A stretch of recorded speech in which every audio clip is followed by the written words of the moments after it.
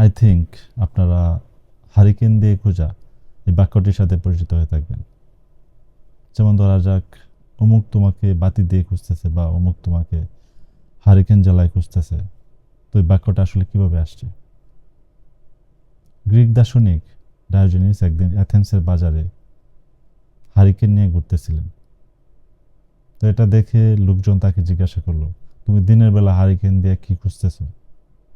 তখন তিনি উত্তর দিয়েছিলেন, আমি আসলে মানুষ খুঁজতেছি।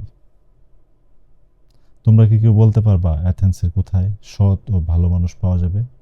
তিনি আসলে এটার মাধ্যমে তখনকার নেতৃস্থানীয় ব্যক্তিদের ভণ্ডামির মুখোশ উন্মোচন করতে চেয়েছিলেন। যদিও সক্রেটিসের সাথে তার কখনো দেখা হয় নাই, কিন্তু সক্রেটিস পরবর্তী যতজন দার্শনিক আছেন তাদের মধ্যে সবচেয়ে বেশি যার মধ্যে সক্রেটিসের প্রভাব দেখতে পাওয়া যায় তিনি হচ্ছেন ডায়োজেনিস।